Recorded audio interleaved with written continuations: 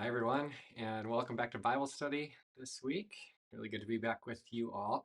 We are continuing our walk through the Gospel of Mark. So, been following along, that's where we've been the last few weeks, and we've been pretty much going chapter by chapter. So, this week we're going to be in chapter 5, verses 1 through 20. And as always, if you want to grab a Bible, pull one up on your device, that's where we're going to be spending some time today. I do have a question for you to think about, though, as I usually start with. And the question is, who or what are you fighting? Maybe it's for your health. You're fighting that battle, trying to get healthy and get your steps in, or whatever that might be. Maybe you're fighting the clock.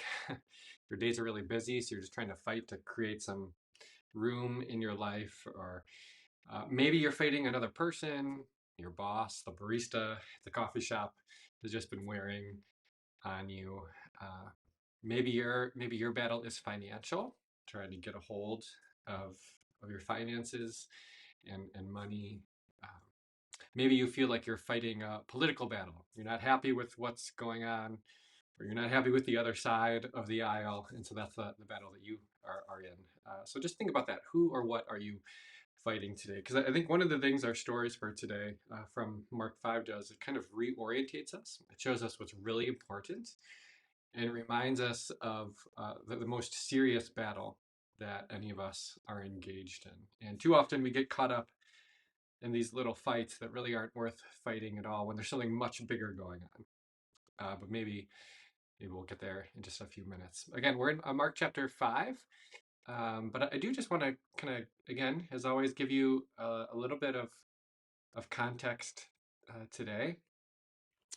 Um, we're in Mark 5, but if you remember Mark 4, we had a series of parables that Jesus told, and they seem to all be related.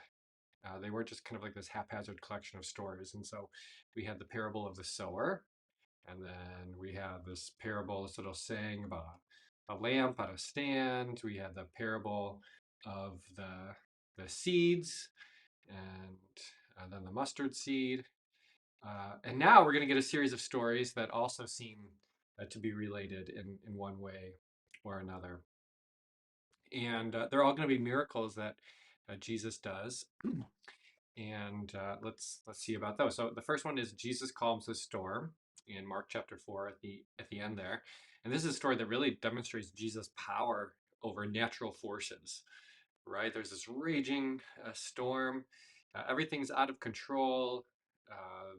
The disciples, some of them are trained fishermen who spend a lot of time in boats out on that lake, and they don't know what to do. Jesus is sleeping, right? So it seems like he's helpless or not helpful, and yet he just says the word, and the storm is gone. That's the first story in this sequence.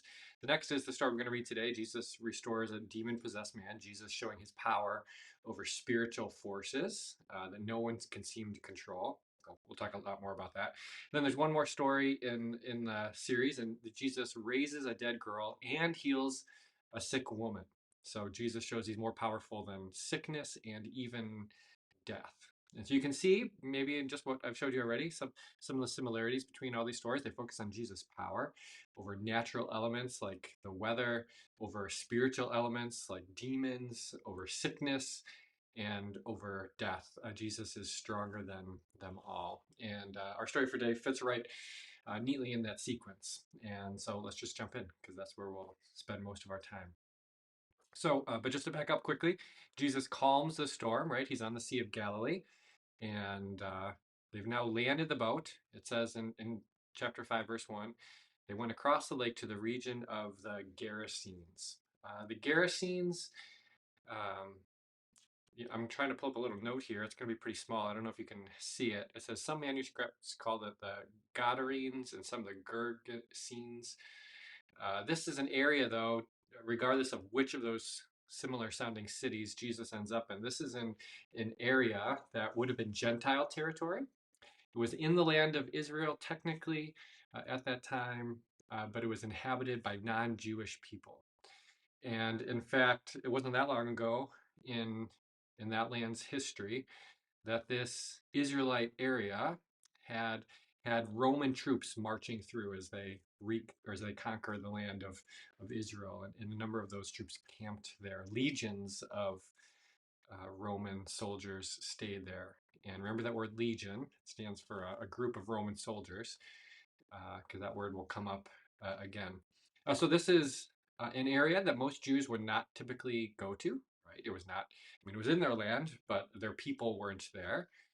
And of course, Jews and Gentiles mixed an awful lot in the ancient world. I mean, you had to, right?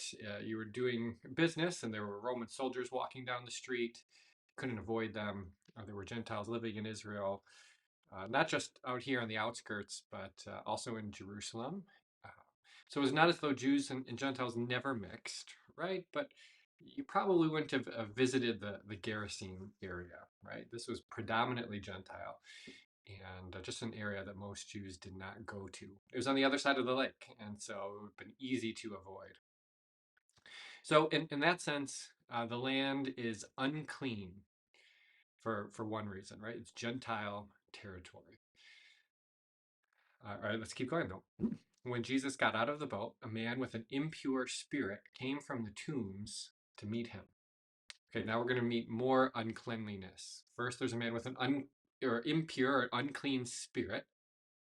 So that's an issue of uncleanliness, right? He's possessed by a demon. That will be clear. And he's also living among the tombs. Tombs would have been unclean areas. If you touched a dead body, got near to death, you couldn't go to the temple until you first washed yourself because you were unclean. The death made you unclean. And so think of all the uncleanliness here, right? This man that we're going to learn some more about, it's not just that he's unclean, it seems like he's radioactively unclean, right? Living in Gentile area with an unclean spirit. He's in the tombs. We're also going to hear that there's all these pigs around, which were an unclean animal for Jews. They weren't allowed to eat them. And so, again, this man isn't just like a little bit off, he's radioactive. He would have been the kind of person you stayed a mile away from. The spiritual demonic forces in him, right, were strong. And we're going to hear more about that. This man lived in the tombs. So it's not as though he would just happen to be there. This was his home. Talk about unclean. And no one could bind him anymore, not even with a chain. Right? This man was so out of control. People tried to chain him up, but no one could do anything. The spirit and spirits in him were so strong. This is a powerful force Jesus is up against for a number of reasons. It's a physically powerful force to break the chains. It's a spiritually powerful force of uncleanliness. Verse 4 continues, for he had often been chained hand and foot, but he tore the chains apart and broke the irons on his feet. Wow. No one was strong enough to subdue him. Night and day among the tombs and the hills, he would cry out and cut himself with stones. These are more than just little passing details, and I want to return to it at the end, but I just want you to notice some of what's going on here, right? So he's night and day among the tombs, and in the hills he would cry out and cut himself with stones. Just keep that in mind. When he saw Jesus from a distance, he ran and fell on his knees in front of him. So there's something about this man, even though he has this unclean spirit in him, he recognizes who Jesus is. Right? And what do you do when you come face to face with the living Savior? You get on your knees and worship. It's something that so many people in Mark's gospel do not do. The people you think would fall down before him on their knees don't, but here's this unclean spirit who does. And he shouted at the top of his voice, what do you want with me, Jesus, Son of the Most High God? Again, here he makes this confession of or acknowledgement of who Jesus is, right? He gets it. Doesn't seem as though he believes it or trusts in that, but he knows who Jesus is. And again, so many others, like the disciples themselves in Mark's gospel, are kind of bumbling fools who don't understand. But here's this spirit, a man with an unclean spirit who does. And so because he knows who Jesus is, he says, in God's name, don't torture me. For Jesus had said, come out of this man, you unclean spirit. Then Jesus asked him, what is your name? And the man says, my name is Legion. Again, a legion was a group of Roman soldiers, quite a large one, actually. And his name is that because we are many. There are many spirits that are speaking for him and in control of him, it seems like. But because he knows who Jesus is, he begs Jesus again and again not to send them out of the area. And so a large herd of pigs was feeding on the nearby hillside. That's how we can tell this is a Gentile area, even if you weren't previously aware, right? There wouldn't have been pigs and pig farmers in most of Israel. And the demons begged Jesus, send us among the pigs, allow us to go into them. And so he gave them permission. Jesus is in control, right? The man who couldn't have been controlled by anyone else, he breaks those chains. Jesus, he's the one who grants permission because Jesus has all of the power. Jesus is in control. And the impure spirits came out and went into the pigs. And the herd, about 2,000 in number, this is quite a big herd, rushed down the steep bank into the lake and were drowned. That's an interesting detail because that's the very same lake that had just previously tried to swallow up Jesus and his disciples, right? The forces at work that were trying to crush Jesus on the Sea of Galilee, what does Jesus do, right? He sends this herd of pigs down into it to find their demise and their death. Talk about being in control. Right? Jesus says, you want to watch something, Sea of Galilee? The one who tried to eat me up, I'm going to send a herd of pigs in you. Maybe the very same demonic forces that had sent that storm, right? Jesus, he sends them down into that lake to find their death. He's proving he's in control. You can't control me, right? I control you. It's an amazing story of Jesus' power. It says those tending the pigs ran off and reported this in the town and the countryside, and the people went out to see what had happened. The story, I think, kind of has two purposes. One is to reveal the power of Jesus. As I said at the beginning, each of these three stories highlight a different aspect of Jesus' power, his power over creation, power over demons, power over sickness and death. And that's clear in this story that Jesus is powerful. But one of the other points of this particular interaction is to highlight the different reactions that Jesus receives. And I think the story is pressing on us an important question, and that is, how will you react to Jesus? What's your response going to be when you're confronted with the powerful, living, holy Son of God? What are you going to do? Um, so let's keep going. It says those tending the pigs ran off and reported this in the town and countryside, and the people went out to see what happened. So they're going to come see. Let's check out this Jesus. Now let's see how they react.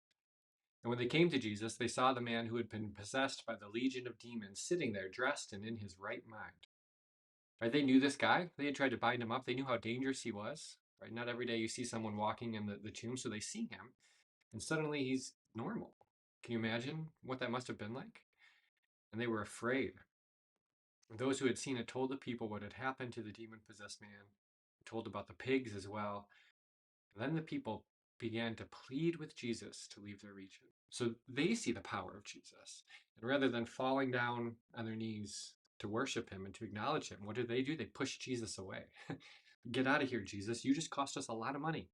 2,000 of our pigs just went into the sea because of you. We don't want you around. We want you to get lost. Go back to where you came from. Go back to Capernaum. Go back to Galilee, right? Get out of the Decapolis, this area that you're in.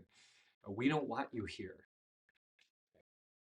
Let's see if anyone else has a different reaction, though. It says in verse 18, as Jesus was getting into the boat, the man who had been demon-possessed begged to go with him. Okay, so here's this formerly demon-possessed man living amongst the tombs who was cut, who had so many things going against him. He begs to be with Jesus. And Jesus did not let him, but said, go to your home, to your own people, and tell them how much the Lord has done for you and how he has had mercy on you. So the man went, began to tell in the Decapolis, Gentile land, how much Jesus had done for him. And all the people were amazed.